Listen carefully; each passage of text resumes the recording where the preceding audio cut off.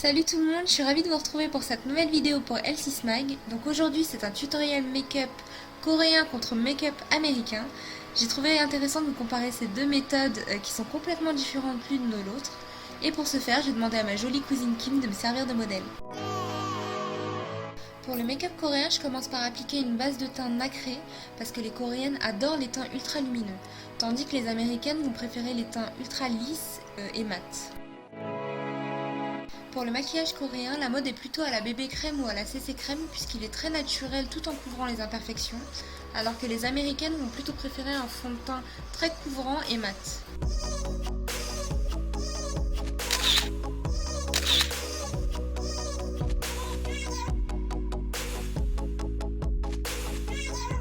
Concernant l'anti-cerne, il n'y a pas vraiment de différence dans l'application du produit. La seule différence qu'on va noter, c'est dans le choix de la couleur.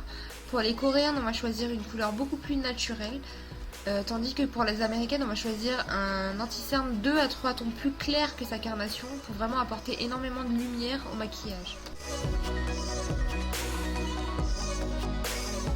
Donc j'applique l'anti-cerne sous les yeux en remontant sur les pommettes, ainsi que sur le centre du visage, donc c'est-à-dire l'arête du nez, le centre du front, le centre du menton et le dessus de la lèvre.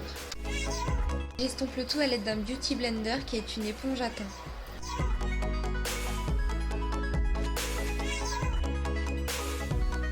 Pour apporter encore plus de lumière au maquillage américain, je vais appliquer une poudre libre de couleur jaune sur les zones où j'ai appliqué l'anti-cerne auparavant et je vais la laisser poser quelques minutes pour que la peau absorbe ce produit.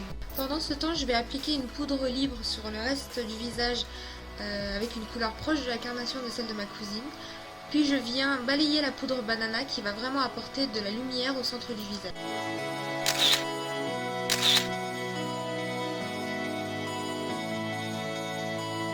La méthode du contouring n'est pas vraiment populaire en Corée. Si les Coréennes font un contouring, c'est vraiment de façon légère et sur le contour du visage. Tandis que chez les Américaines, cette méthode est ultra populaire depuis que Kim Kardashian l'a mise en avant. Et pour ce faire, on va creuser les joues et marquer les zones d'ombre au niveau des tempes ainsi que de la mâchoire.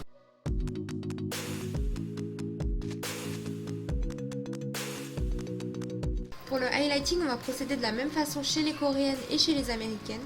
Donc c'est-à-dire qu'on va poser une poudre claire irisée sur le centre du visage, le haut des pommettes et le dessus de la lèvre.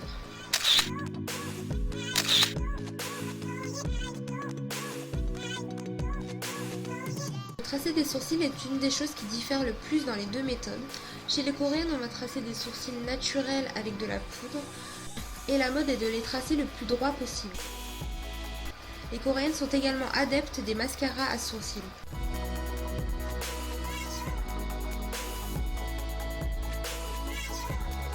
Les américaines ont une méthode complètement différente de tracer leurs sourcils.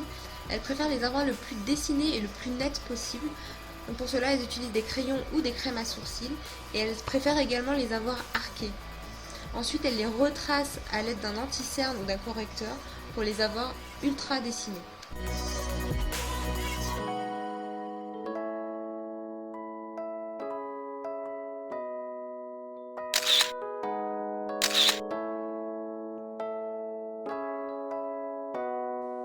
On en vient maintenant à l'une des parties les plus intéressantes de la comparaison entre un maquillage coréen et un maquillage américain. Chez les coréennes, le maquillage des yeux va être très lumineux et peu chargé. Après avoir appliqué une base à paupières, j'applique un fard clair irisé sur toute la paupière mobile et fixe, ainsi que sous le sourcil.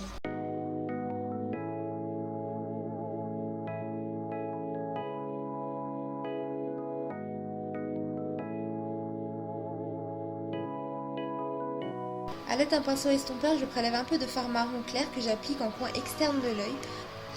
Les Asiatiques du Nord ont pour la plupart un creux de paupière très peu marqué, voire inexistant. C'est pour cela qu'on pose la couleur uniquement en coin externe de la paupière mobile, sans remonter sur la paupière fixe. Au centre de la paupière mobile, j'applique un fard rose clair irisé pour donner de la lumière à l'œil. Et avec un pinceau, j'applique le même fard en coin interne de l'œil, ainsi que sur tout le ras de cils inférieur. Il faut savoir que contrairement aux occidentales, les coréennes adorent avoir une poche sous les yeux. Donc le fait de mettre une couleur claire sur le ras de cils inférieur permet de mettre en valeur cette petite poche. Les Coréennes utilisent ensuite un fard foncé pour tracer les ras de cils supérieurs et inférieurs qu'elles relient au coin externe de l'œil. Cette forme va permettre non seulement d'agrandir leur regard, mais aussi d'étirer leur œil pour mettre en valeur leur forme d'yeux bridée ou en amont. Vous allez maintenant voir que le maquillage américain n'est pas du tout le même que le coréen et que l'estompage est une partie très importante de ce maquillage. Chez les américaines, on commence par poser le fard clair en coin interne de l'œil, sur le tiers de la paupière mobile ainsi que sous le sourcil. A l'aide d'un pinceau estompeur, on pose le fard marron clair en coin externe de l'œil et on remonte cette fois-ci au niveau de la paupière fixe en le fondant bien avec le fard clair sous le sourcil. Je pose ensuite le fard rose clair irisé au centre de ma paupière mobile en le fondant bien avec le blanc et le marron que j'ai posé précédemment. Et je viens donner de la profondeur à ce maquillage en appliquant un fard foncé par-dessus le marron clair que j'ai appliqué précédemment. Et bien sûr, j'estompe les couleurs pour qu'on voit bien le dégradé entre le marron clair et le marron foncé sur la paupière fixe. Cette couleur foncée permet aussi de marquer le creux de la paupière qui est très mise en avant dans les maquillages américains. Je pose ensuite du fard rose clair irisé sur la première moitié du ras de cils inférieur. Puis sur la deuxième moitié du ras de cils, je pose d'abord le fard marron clair, puis le fard marron foncé, que je relie avec ce que j'ai fait sur la paupière mobile.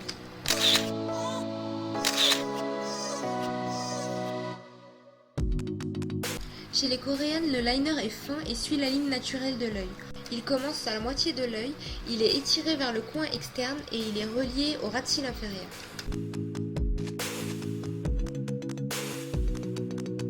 Je mets ensuite un crayon blanc dans la muqueuse interne de Kim pour agrandir son regard. Chez les Américaines, on préfère plutôt les regards charbonneux, c'est pourquoi on utilise un crayon cône noir pour la muqueuse interne. Le trait de liner est quant à lui plutôt épais, commence au coin interne de l'œil et la queue du liner remonte vers le haut pour vraiment agrandir le regard. Les Américaines ont aussi tendance à tracer le coin interne de l'œil pour relier le trait de liner avec le crayon cône.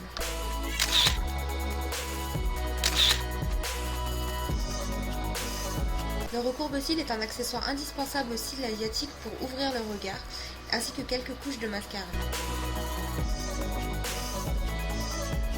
Un vrai maquillage américain n'est pas fini tant qu'on n'a pas mis des cils très longs et très recourbés, c'est pourquoi les Américaines sont adeptes des faux cils.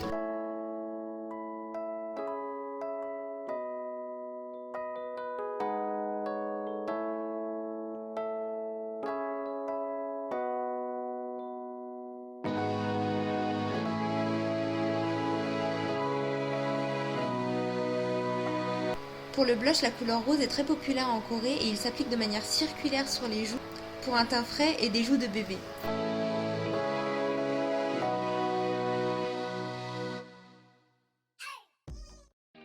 Les Américaines utilisent aussi beaucoup de blush rose ainsi que des blushs corail, mais elles l'appliquent plutôt au niveau des pommettes en remontant vers les tempes pour affiner le visage et donner bonne mine.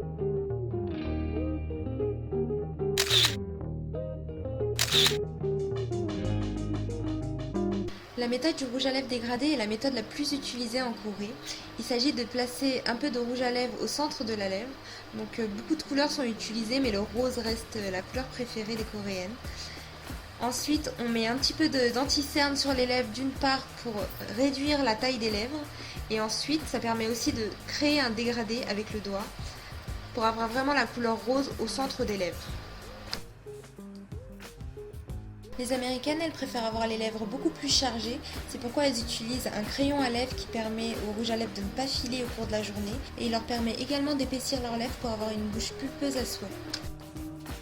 Contrairement aux Coréennes qui préfèrent les textures glossy, les Américaines préfèrent les textures mates ou satinées. Elles retracent ensuite leur contour des lèvres à l'aide d'un anti-cerne pour un résultat parfait. Sans oublier la petite touche de gloss ou d'highlighter au centre des lèvres pour une bouche toujours plus pulpeuse. Et voici les deux looks finaux, donc vous voyez que les Coréennes sont plutôt naturelles, elles mettent en valeur leur teint de porcelaine. Les sourcils sont le plus droits possible et les yeux sont très lumineux avec un trait de liner qui étire le regard. Et pour finir, une bouche gourmande et dégradée. Les Américaines, quant à elles, sont très sexy avec un contouring très chargé, des yeux charbonneux encadrés par des sourcils ultra dessinés, ainsi qu'une bouche pulpeuse et mate.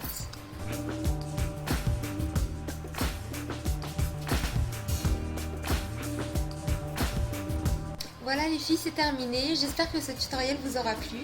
Je vous invite à me laisser vos commentaires pour me dire ce que vous en avez pensé.